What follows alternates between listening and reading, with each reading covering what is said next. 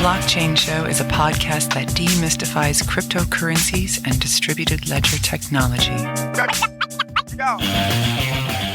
Hello, welcome back. You're listening to episode 165 of the Blockchain Show.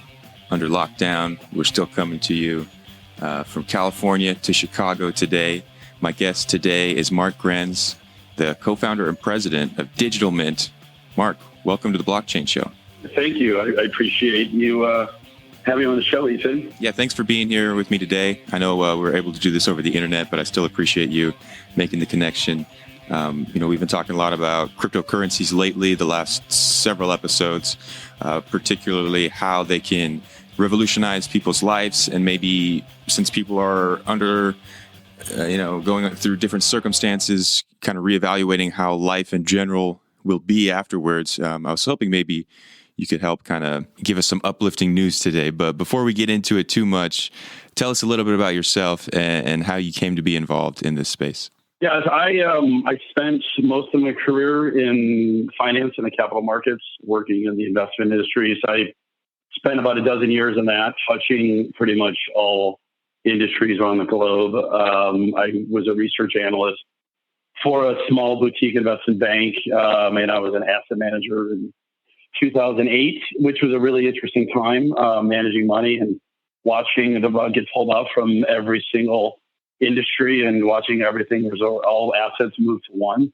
So I got to be able to live that while I went to graduate school studying MBA in finance at DePaul University. I've always been sort of an avid user and early adopter of the use of different technologies since I was a kid, and I was a pretty avid gamer and still am now, unfortunately, because of lockdown.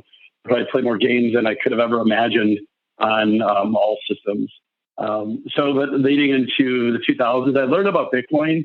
I heard about it in 2012, and a guy I was working with at this company, who's a trader, he started a Bitcoin hedge fund in early 13, and I just said, tell me more about this Bitcoin. I keep hearing about it. So he, over about a 12-pack of beer, late night, I just do a dialogue over about a 2-hour conversation. I was able to, wrap my whole arms around what Bitcoin was, the protocol, and it really just kind of dawned on me pretty early on that this is something that's unlike any other payment system out there. When I think about the traditional payment systems of ACH, bank wire, SWIFT, physical cash, and ACH is pretty much the structure that settles all things like Venmo, PayPal, Square, and everything else, and realized how legacy and slow it was, and saw the construct of Bitcoin being this new form payment system. I just gravitated towards it and just started reading about it and showing up at meetup groups. And that's how I met my co-founder, Jonathan Solomon, at a meetup group in late 13, early 14. He founded the Chicago kind of Bitcoin meetup and Bitcoin Center. And he built a cool little app. He pulled an API from Coinbase that just pulled out data. So the bar that we had, the meetup group, can accept Bitcoin as a payment. And then behind the scenes, he would settle and convert it into cash and ACH to them. So that was sort of a cool use case that he did. And him and I just hit it off. And we ended up creating the company. There were 5 of us original founders. And we all had differences in opinions right away. So we all shifted in different directions. But John and I ended up being founders of the company of DigitalMint back in late 14. So part of the reason was just an experiment.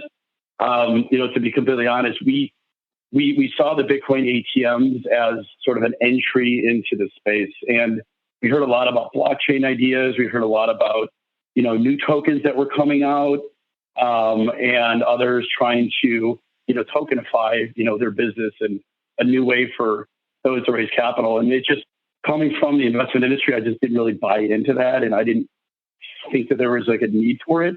So the Bitcoin ATM was a way for us to enter. So we just bought a machine and we placed it into a tech center that I was on the board of in Chicago. And then we watched people show up and we just analyzed the data. And we were blown away about where people were driving from to use this and buy Bitcoin and convert it with cash. And we ended up quitting our jobs in early 15 and been let's put all our 100% effort and focus onto this business. Wow, that's really excellent. I remember the first time I interacted with an ATM, it felt like there was a definite, shift in where we're going. And I think it might have been episode 50 on this show. We had two of our co-hosts in London interacting with a Bitcoin ATM over there, and it was pretty comical to hear the audio of them trying to work it out. And I remember the early days; it was kind of a challenge, really. I mean, some ATMs would only deposit; others, you had to go through like a sign up process, and so there were some growing pains associated with using the ATMs, but now they're pretty smooth. And I know that you guys have something like, over 325 across the US. Tell me a little bit about, the challenges of kind of setting up this network. Yeah. So just to take us back to like early 15. So so our mindset was, what are the biggest challenges for the sustainability and growth of a cash to Bitcoin ATM? So BSA AML compliance is probably the biggest structure, like infrastructural factor that goes into the sustainability of this business. So we said, well, why not let's become experts at AML and fraud compliance? So how do we do that? We need to stack our board. We need to have advisors who are understanding of the space. So we added somebody who is a senior member out of DC, former member of the FBI, some senior bankers, a member from the Federal Reserve of Dallas and Chicago, who wrote the book on financial inclusion, and some senior founders of some major banks in Chicago who really saw the need for a way to, for the underbanked and the underprivileged in the cash markets, and also this new payment system that can, kind of flatten the world a little bit more and help get others to participate. And they sort of bought into our story. So when you look at it on the surface, we're, younger guys in our 30s, and we had sort of like that feel of a techie kind of startup group of founders and some other first employees we had. But then you look at our board and banks are like, oh, we got to take these guys seriously because of who they're working with. If they were able to convince these people to be advisors and work with them, I think they're onto something. So go back to your original question on like some of the challenges that we had is banking, because it's really, we're at the intersection of this most modern payment system that's ever existed, the blockchain tokenization model, and then traditional banking, where ACH was founded in the 1800s. And the actual process is not any different. The language and code that ACH uses is not that much different than it was when it was first founded. Maybe some of the tech and settlement, but the movement of funds, the real movement of funds should not take 24 hours. That's what the ACH system is. Albeit when you're on an app like Venmo and PayPal and Square, you have a bank account.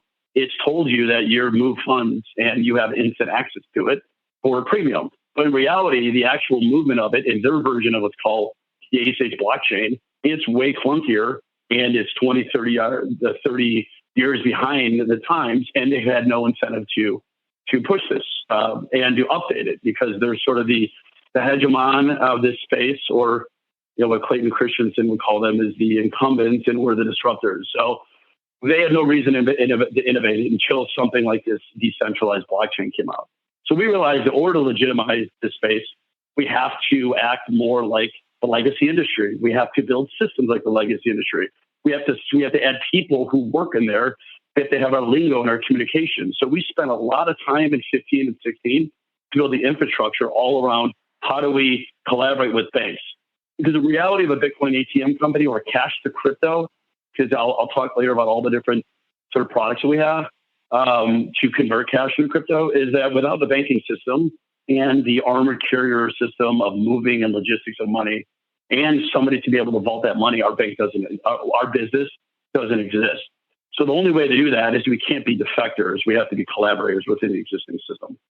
So we took that in addition to building technology. I think licensing other products and services out in the market and piecing a business together is a great way to cash flow a company, because the ROI is so great per location, which is why you had a huge rush of everybody, buying 5 Bitcoin ATMs and splattering in their city.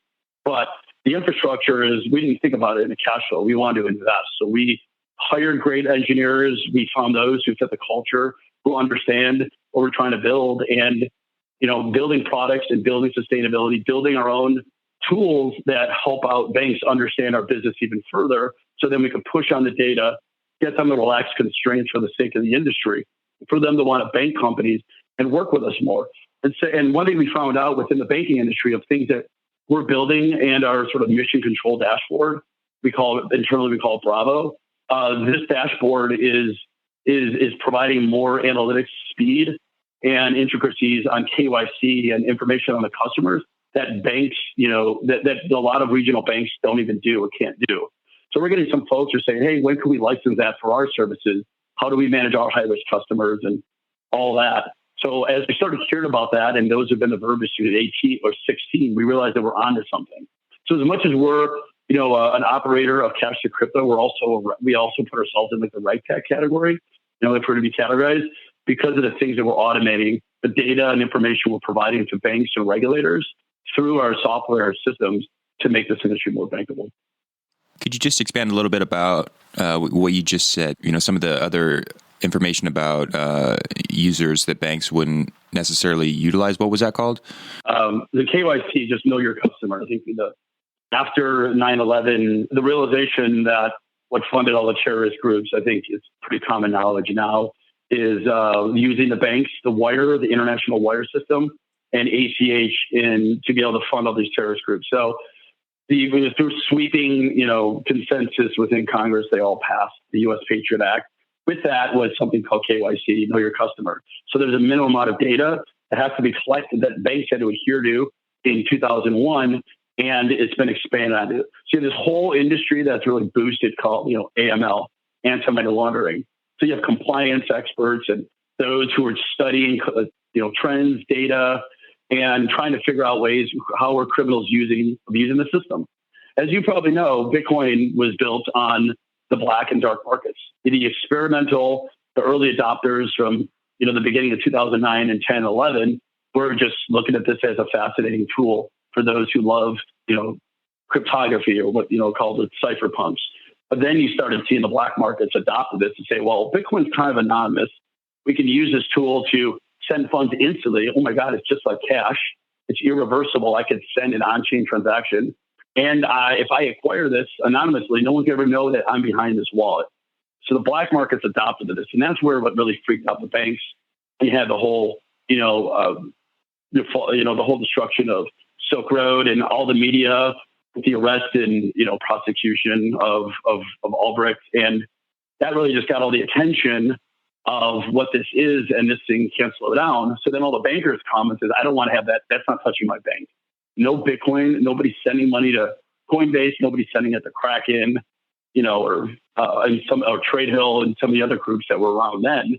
So again, kind of leading towards the AML aspect of it, that there's no way to survive without, taking all the rules and all the things that were created in 2001, and they've spent almost, 20 years now going on and advancing it. Without the banking system, we don't exist. So we have to create the rules like KYC and AML and tuning scenarios. I mean, there's banking terminology and compliance that I've never even heard of before.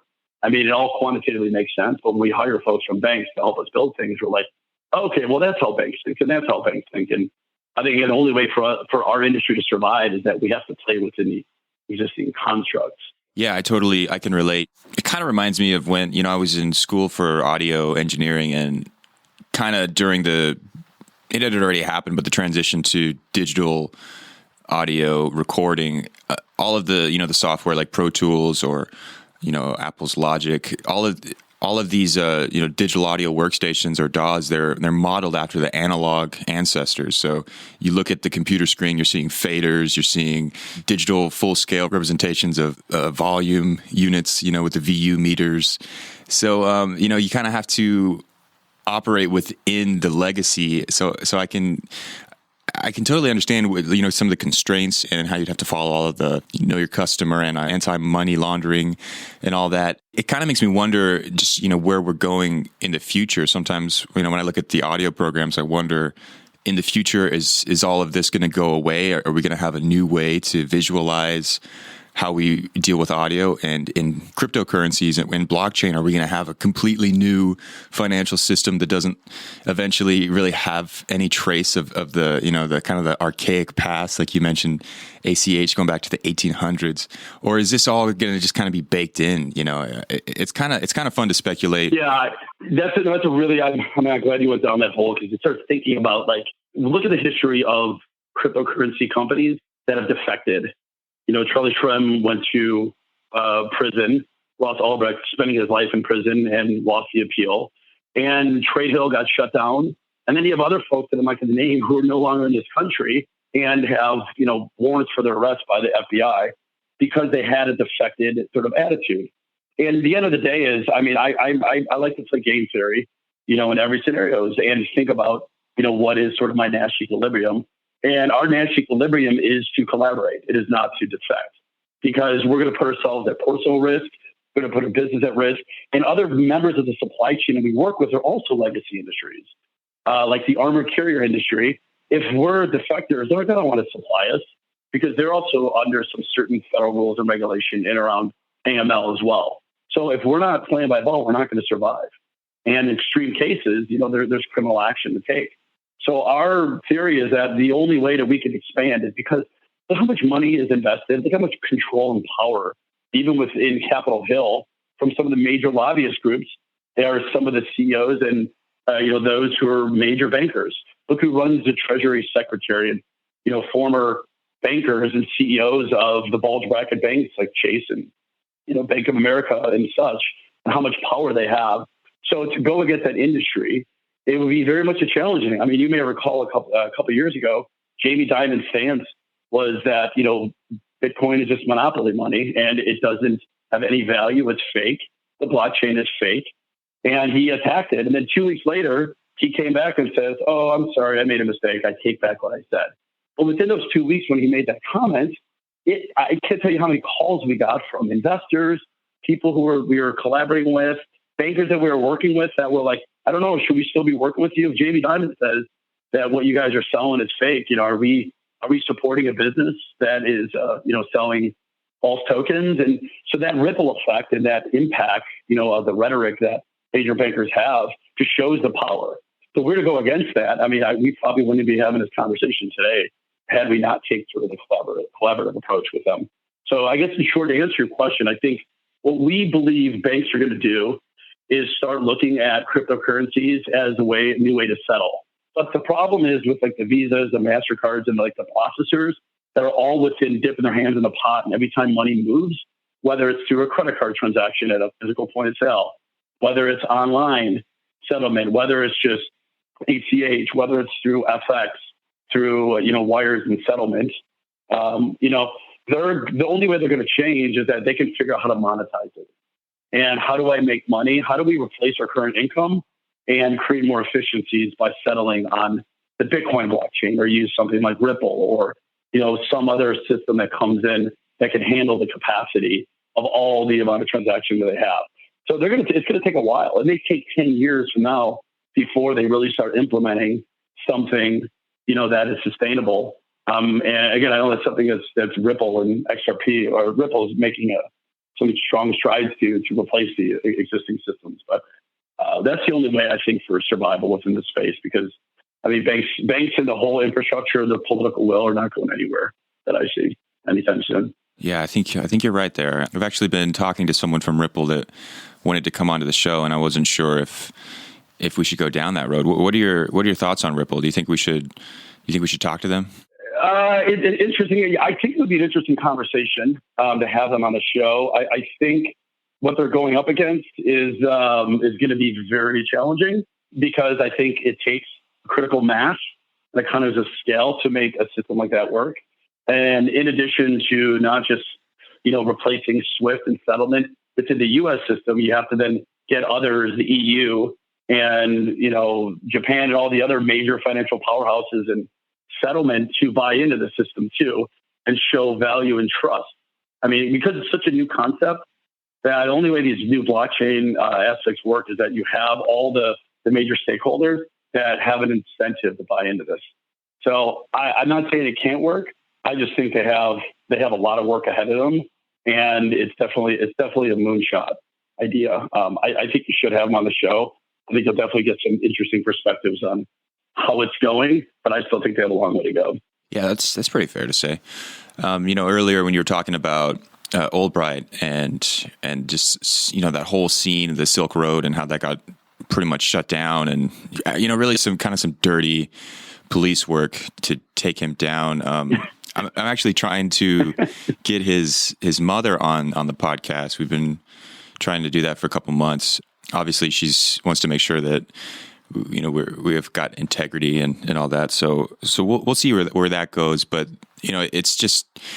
it's crazy to me because the more we talk about this, the more I realize that money is just a human construct. And you brought up Monopoly, and my son was looking at Monopoly money, and then he goes over to my wallet and he's like, "It looks just like this," and he pulls out like a $20 bill. And I'm like, yeah, it's pretty much, it's very similar, but this one actually works at the store. I don't know. It's crazy.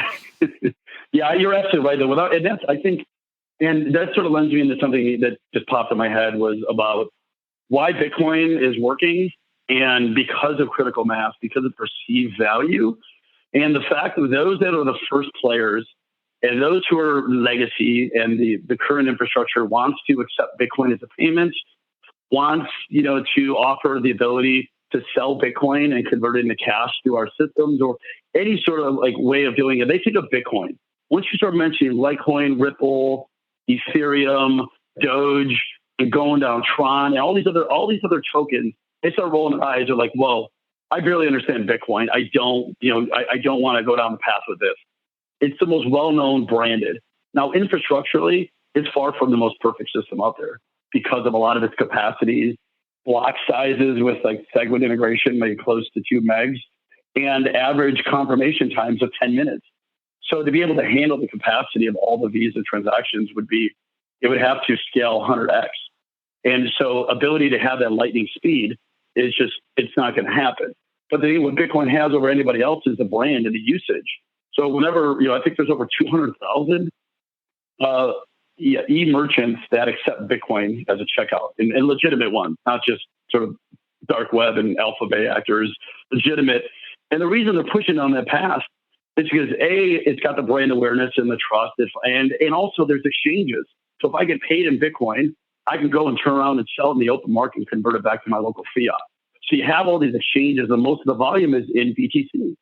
So you think, why do I want to accept all these other ones who have little volume and little understanding, and I don't even understand the industry itself, and now I got to trust and learn a whole new blockchain called Litecoin or something else. So that brand is what gives us its power.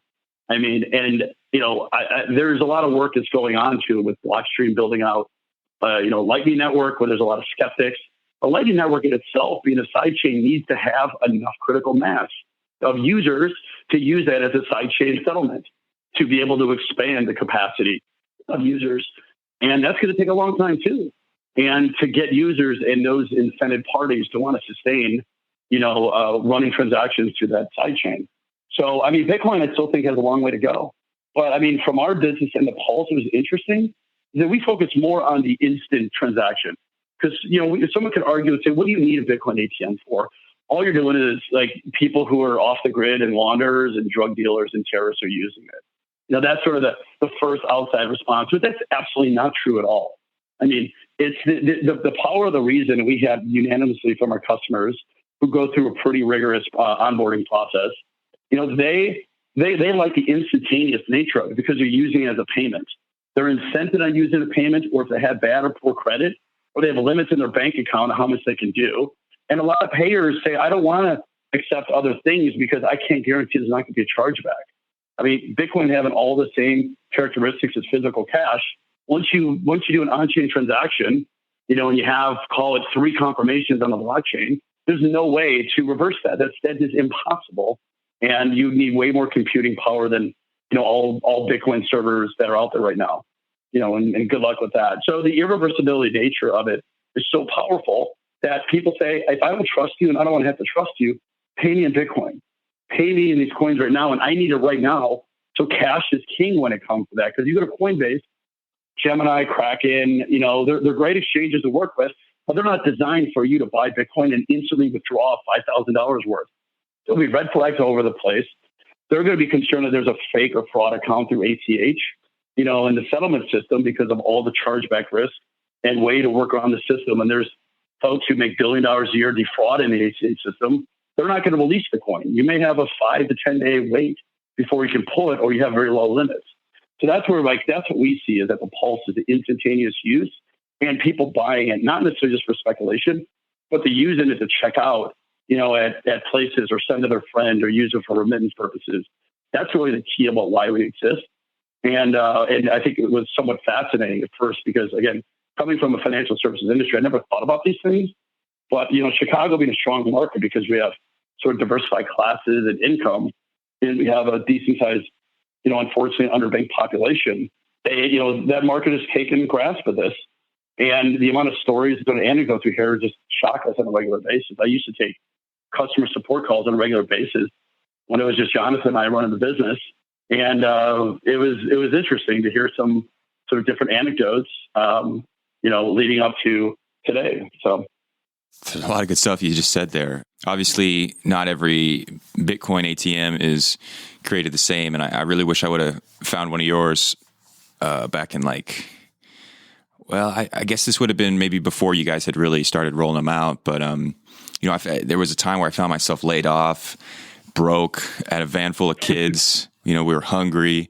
And then I remembered, I've got this Bitcoin from somebody donated to the show, and the value was just increasing and increasing. And I'm like, let's use some of this Bitcoin.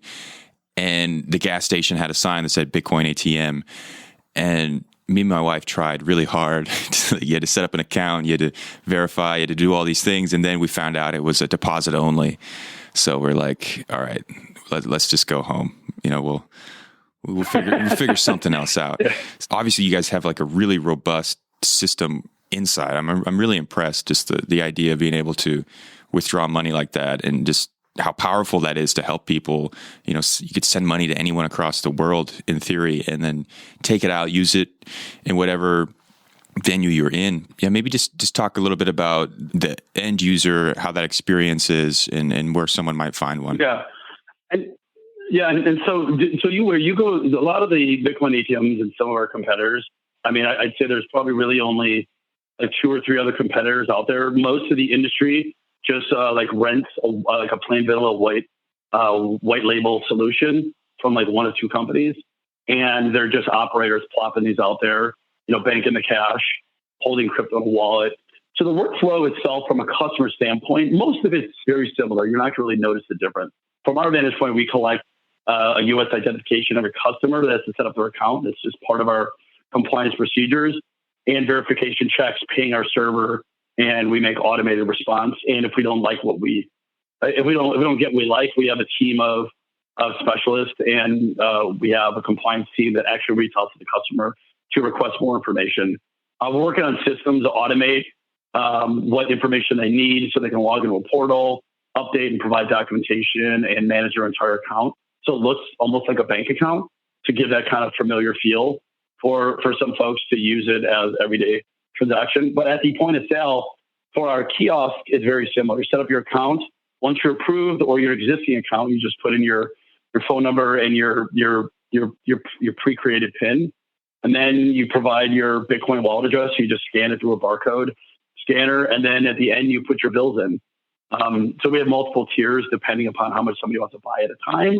And the higher tiers require much more verification and documentation to obtain those higher limits, just to, again, from an AML standpoint, just to make sure that, we're doing our due diligence on the individual. But it's pretty quick. It'll take you 45. It can take 45 seconds if you're in less than that if you're an existing customer. So and we also have products that we built the same workflow on an iPad. So it's similar to how MoneyGram that built their business. They partner with agents. So we go to the traditional money service centers and MoneyGram and Western Union agents. We go to grocery chains that have done bill pay that are comfortable handling cash at the counter. We drop ship them an iPad. We onboard all of them and all their employees with unique login and PINs, and they can sell Bitcoin through our wallet directly to the customer right at the checkout window. So that's been a big success for our business. It's a different way. So we don't have to have all the infrastructure and costs of an ATM, we can empower somebody in cashiers to sell Bitcoin. That also legged into us lending out our API to third-party point-of-sale systems at the checkout. So it becomes another drop-down in checkout counters where people can buy Bitcoin and collect cash, and the same workflow happens. But instead of interacting with the kiosk, you're just interacting with a person, just like the iPad. And we have a lot of other products and solutions. I mean, the end of the day is, I think, with mass adoption, we just want to get out all these different mediums of exchanges, and we perform all the marketing. We drive all the customers and traffic to our locations to have them have the ability to buy. Really, the factor is proximity. That's what drives somebody. The way the workflow works, the customer realizes they want to buy Bitcoin. And if they're new to it, and this is some of their first times buying it and using it, but they made a decision they want to buy Bitcoin for a multitude of reasons, they may search on usually on their mobile, which our data shows 80% of it is mobile driven. And they'll put in buy Bitcoin with cash, Bitcoin ATM near me, and different combinations of that. They'll show our location. They'll drive right to the location. Most of them have already downloaded a wallet themselves. We have some tools that if they haven't downloaded a wallet, they can hit a button and it'll text a Bitcoin wallet right to their phone, and it'll go right to the Play Store or the iOS App Store if they don't. But most of them are coming there knowing that they want to buy Bitcoin. Most have already downloaded a wallet and have learned about how to do it. A big also push for customers is word of mouth. So those that are using it or buying it to check out and are looking at it more advantageous in the current system are then telling their friends and family about it. So then that also educating it. That's what surprised us in the beginning of the business was how viral it went within certain communities we never would have thought would have went viral. Very, very good job. That's impressive. Do you know if you have any out around me, kind of the Los Angeles area? Oh, yeah. Just go to digitalmint.io and you can look at our list of locations. We have a significant number of locations in LA. We've been out there since 2016. Okay. Right on. Well, I had a friend who was really big into Bitcoin, kind of helped me get into it. And he was upset that people were treating it like stocks. And he's like, you got this whole vision of Satoshi Nakamoto was to have cash on the internet and people are just buying it and investing it. So he really kind of like persuaded me to use it as that. So I was actually paying for my saxophone lessons with Bitcoin for a while.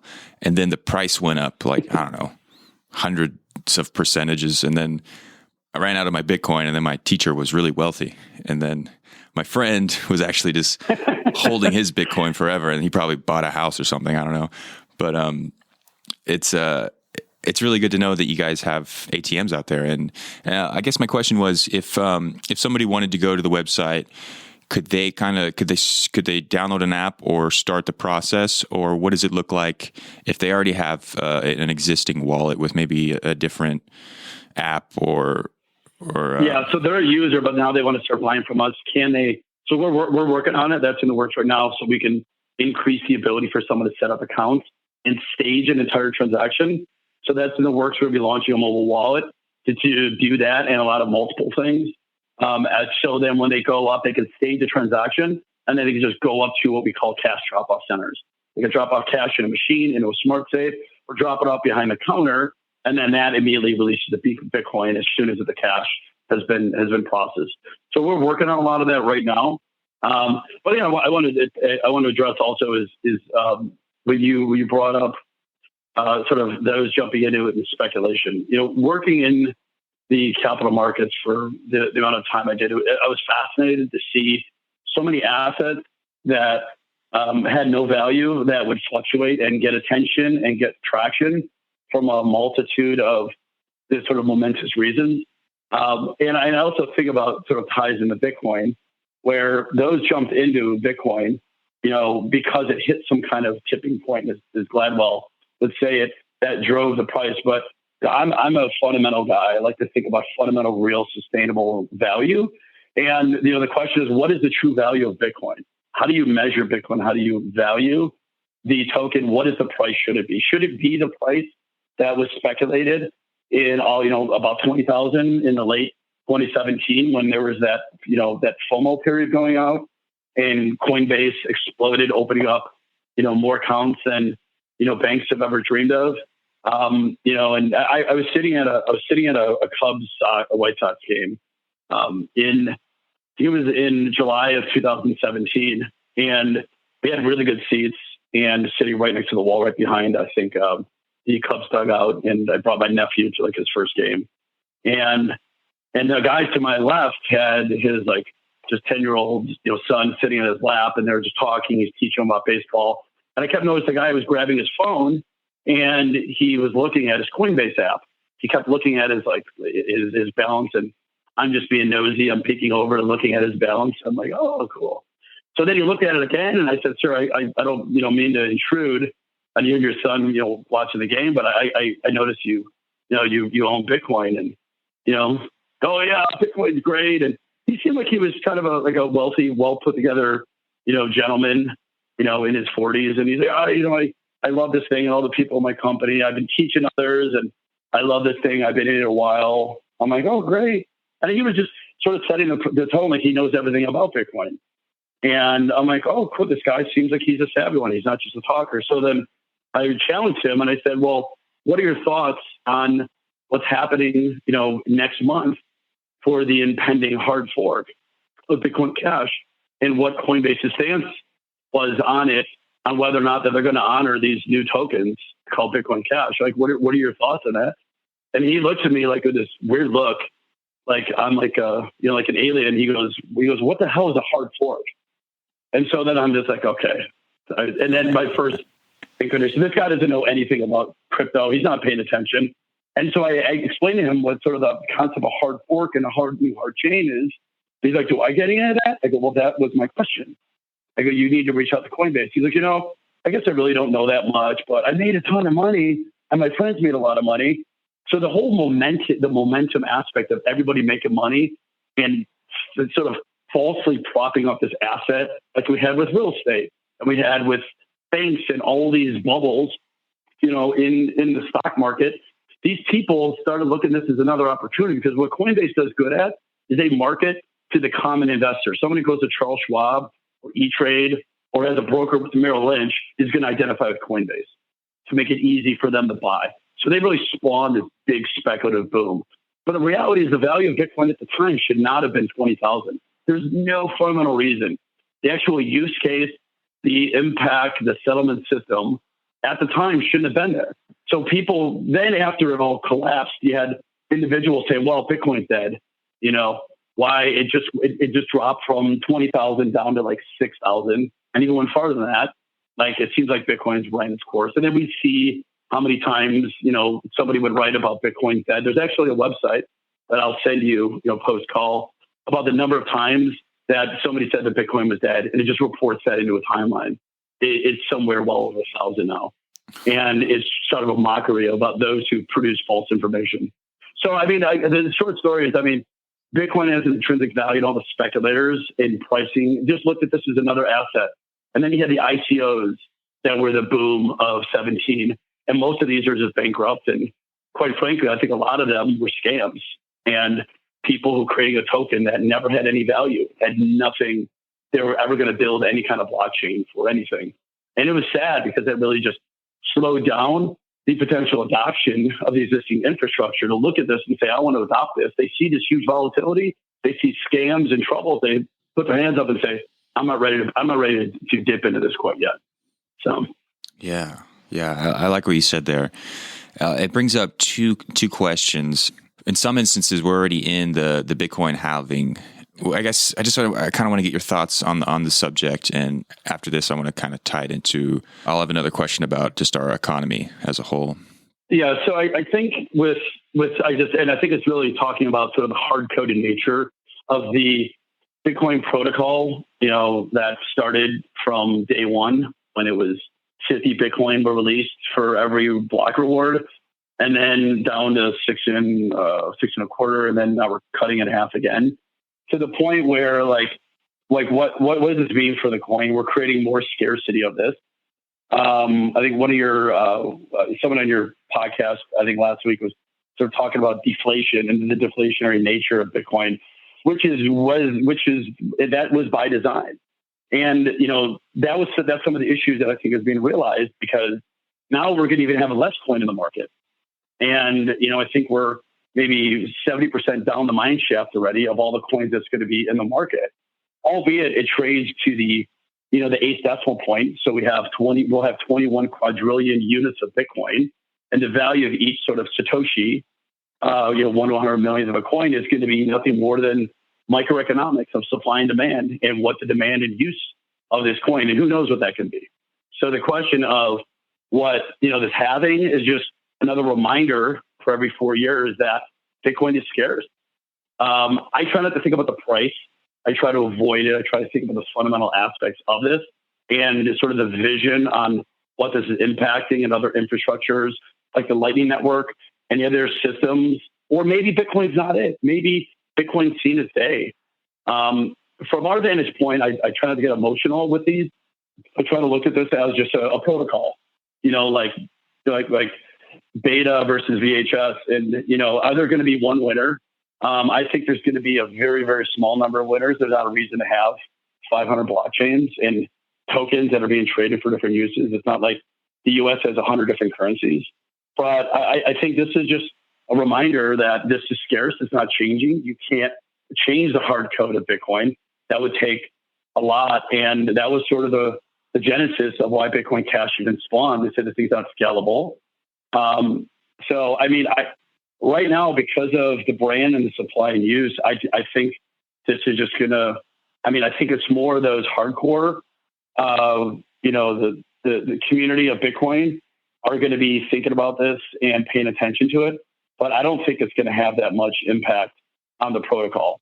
The reality is the only way to keep Bitcoin sustainable is that the infrastructure around that supports it is going to have to continue to increase. Because if the supply chain building on Bitcoin didn't continuously improve, and then it put risk at Bitcoin fading away and people stop using it. But the reality is the only way for that's going to happen is that you need to have another competing chain that's similar to Bitcoin, that's faster, better, quicker. And so that's sort of the whole argument with Bitcoin Cash and the others. When you look at the overall infrastructure of those, the reality is they were designed better, and they were designed as sort of version 2.0 and 2.1 when Craig Wright spun out BSV. So looking at those, like the fundamentals are better. But some of the issues goes back to the network effect. And do they have the tipping point of users? Do they have the brand? The fact that it's so-called Bitcoin Satoshi's Vision or Bitcoin Cash just creates a brand issue. So I think, they're really in short to circle back to this having event. I think it's just going to be kind of a moot point. It's just going to be a talking event. And, I don't think it's going to change anything. I think that's just the reality of how this is the hard code. Will there be geeks in the space? We're going to have a big meetup group, probably in May if we're still in lockdown. Will I join one? Probably. But I think that, again, this is just going to be a non-starter because it's not going to necessarily impact, nor is it not, it's not an unforeseen event. Yeah, I agree. It kind of reminds me of Y2K a little bit. Some people get really worked up about it, and so, it's just going to kind of happen. I do remember. I remember Y2K, and I was just looking at every clock and everything electronic, just waiting for something bad to happen as soon as New Year's came when we were at the hotel, and nothing happened. I'm like, okay, well, Happy New Year. Yeah, man. Yeah, it's funny. So my last question here, I was thinking about kind of the state of our economy, and, the government here in the States just signed into law this, over $2 trillion of a stimulus package. And there's been some different viewpoints. Obviously, the official narrative is they want to help the working class. But I've also heard some other people say interesting topics like, for instance, it's really just so that the wealthy, so that the rich can prop up the stock market so they can get their money out. And at the end of the day, it's going to cause hyperinflation, and it might be good at first, but eventually it's going to cause a big problem. I don't know if there's any validity to that, but it does make me come to this point here where around the world, we've seen instances where citizens utilized Bitcoin to kind of put their money in a safe haven while their currency crashed. Mm-hmm. It's kind of an open-ended question, though. Maybe you could just comment on just yeah, I know where you're going. By the way, if you want to add me to another podcast episode just to talk about the capital markets and the infrastructure and the Fed balance sheet. I love that was one of my favorite topics, when I worked in the capital markets. So I can go on for hours on this, but just to keep it short and tying what's going on today, they were up to a $6 trillion balance sheet.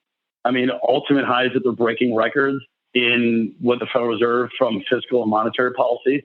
We've had unprecedented amount of 0 to 25 overnight rates for like a decade now.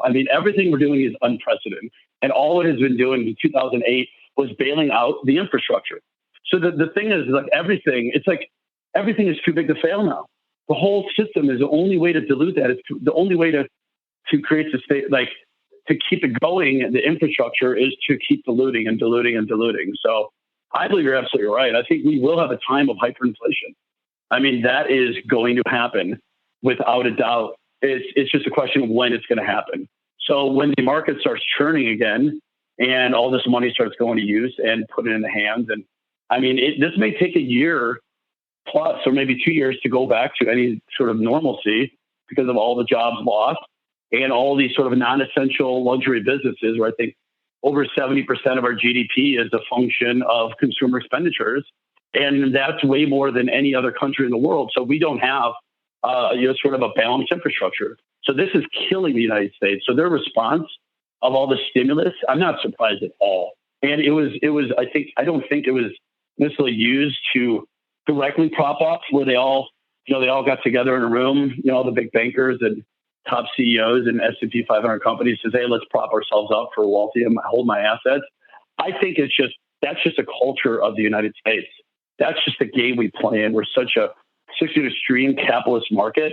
And we've gotten kind of an ugly side of crony capitalism of what we've seen over the past, 20 years because of, all the spending going back to the 90s on, the global savings glut and the paper Bernanke put out in a speech in 2003 about no matter how much we control interest rates, China and Japan's going to buy so much of our paper, our rates are going to be forced down.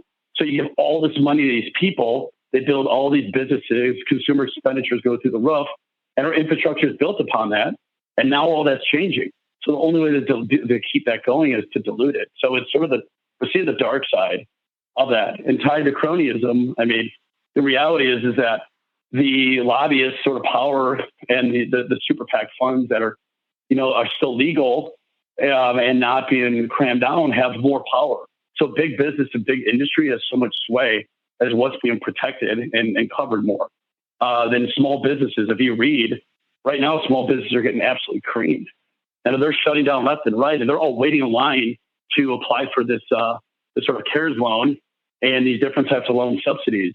I'm part of a group of tech co-founders that we collaborate, and a lot of them are getting rejected for reasons that don't make any sense. And it's becoming frustrating to them. So, really circling out to sort of Bitcoin, and what we're seeing right now is we saw the asset go to 1. We saw the shock in the price. It dropped almost 60%. But I think a lot of that was really propped up because you have a lot of the Coinbase and the investor users who freaked out and they threw the baby out with the bathwater. And I think Bitcoin is definitely the baby. It's a very strong, beautiful baby, but it's going to take time before it props back up and the fundamentals will see itself out. But I think everything goes to zero. So this is the first time ever in the existence of Bitcoin that we had sort of a deep bear market and recession sort of responses to see, is Bitcoin really the digital gold? Is it a safe haven? And I think the problem is what propped up the price in the current quote unquote hodlers are the ones who are using because they thought it was a store of value. And then nobody wanted to be the last one out of the party. So people dumped. So that's sort of the unfortunate side. And that's why I don't look at the price because it doesn't mean anything. It's all speculators. It's like somebody, trading junk bonds or buying, no-name stocks on the pink sheets and these microcaps. It's just, they're meaningless. And the price that changes every day is all just behavioral and psychology. So, overall for this event, if it gets to hyperinflation, is going to be great for cryptocurrencies overall because Bitcoin will definitely see sort of a lot of sprouts of this non-correlated correlation to these sovereign countries that have diluted themselves, especially the U.S. So I think relatively speaking, I've never been more bullish Bitcoin in the long run. Not the short run, it's going to be volatile. But I think fundamentally, most of my personal assets that I hold are in Bitcoin. So, and I don't plan on changing that. Yeah, that's very interesting. I really value your input there. Yeah, Mark, we might have to have you back on sometime. This has been a really good conversation. I really appreciate you taking the time to. Thank you. No, I appreciate you inviting me on the show. This has been great. Yeah, man, my pleasure. Maybe just in case anybody missed the website earlier, could you just tell people how to get involved or maybe where to go to learn more? Yeah, sure. If you just go to www.digitalmint.io to look for our physical locations. And then we also have a virtual OTC place where people can buy a large amount of Bitcoin same day through Bankwire, DigitalMint.exchange. And that's how you can find us. We're all based in Chicago, and we welcome anybody that wants to come visit. Just hit us up. Awesome. All right, Mark. Well, thanks again. Hope you have a good rest of your day. Yeah. Thank you, Ethan. I appreciate it. Wow, what a great episode. Thank you so much for downloading and being a part of the Blockchain Show today. I'd like to thank Mark from DigitalMint for joining me today, and to Taylor for the introductions. That was just a fantastic interview. Please feel free to get involved with us if you'd like to connect on Facebook. We have a page there. We're also on Twitter at blockchain_show. You can find me on minds.com at KinderConnect, or you can go to the Blockchain Show channel there. We do have a YouTube channel, but it's not very popular. It's pretty much just the audio version. So if you'd like to subscribe to the show, if you're new, feel free. That'd be great on Apple Podcasts or wherever you get the show. You can also give us a review, something that is kind, hopefully would, if you'd be kind enough to give us a good review on Apple Podcasts or wherever you get this episode. That really does help more people find the show. If you've got any criticism, constructive or otherwise, please send that over to info@theblockchainshow.com. Give me a chance to improve. Let me know if you want to see Steve back or Mark and Ian, or if you have a great guest, send it on that way. We are looking for advertisers and sponsors still, so I'm not really sure how that's going to work out, but just thought I'd put that out there if you know of anyone who would like to advertise on the show or potentially sponsor an episode. Please let me know. And I hope everybody is staying safe out there. These are unprecedented times. As Mark said earlier, I think it's important to remember our humanity, stay connected the best ways that we can. So I do appreciate you connecting with me, and I'll keep making this podcast because I love to do it, and it's just the future. Goodbye.